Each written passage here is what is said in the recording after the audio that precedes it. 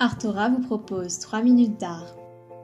Je suis Ambre Gonnet et aujourd'hui, je vous emmène visiter le plus extraordinaire des hôtels particuliers des Champs-Élysées, l'hôtel de la Paiva. La marquise de Paiva est une personnalité haute en couleur, la plus célèbre courtisane du Second Empire. Née sous le nom d'Esther Lachman à Moscou, dans une famille modeste, on la marie très tôt à un tailleur dont elle a un fils.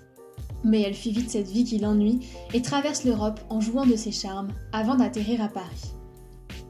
Elle aura plusieurs conquêtes, comme le pianiste Henri Hertz, qui lui permet de s'introduire dans le milieu des artistes parisiens. Elle tient son nom de son époux, le marquis de Paiva, qui n'avait en fait rien d'un marquis, puisqu'il était issu d'une famille de roturiers portugais. Toujours est-il qu'en 1855, elle demande à l'architecte Pierre Manguin de lui construire un somptueux hôtel particulier sur l'avenue des Champs-Élysées. Le résultat est exceptionnel. Une façade de style Renaissance, rythmée rigoureusement par les fenêtres et les pilastres sculptés, sur laquelle un balcon à la balustrade orné d'entrelacs et de masques grimaçants se détache, marquant la fenêtre de la chambre de la marquise. Au-dessus de celle-ci, on trouve le portrait d'une femme endormie. Le portrait de la Paiva elle-même, qui s'affirme comme la propriétaire d'un des plus riches hôtels particuliers de Paris. L'intérieur ne dénote pas et continue dans le déballage des splendeurs. Le grand salon est un chef-d'œuvre de l'architecture intérieure du Second Empire, orné au plafond d'une œuvre de Paul Baudry, peintre du grand foyer de l'Opéra Garnier, rien que ça. Mais le chef-d'œuvre de cet hôtel particulier, c'est lui, l'escalier d'onyx qui permet d'accéder aux pièces du premier étage. L'onyx venait d'une carrière algérienne et était à l'époque essentiellement utilisé par l'empereur Napoléon III pour ses constructions les plus prestigieuses.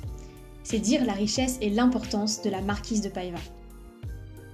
À l'étage, le clou du spectacle est cette salle de bain de style mauresque, où, encore une fois, l'onyx domine, mêlé à du marbre de différentes couleurs.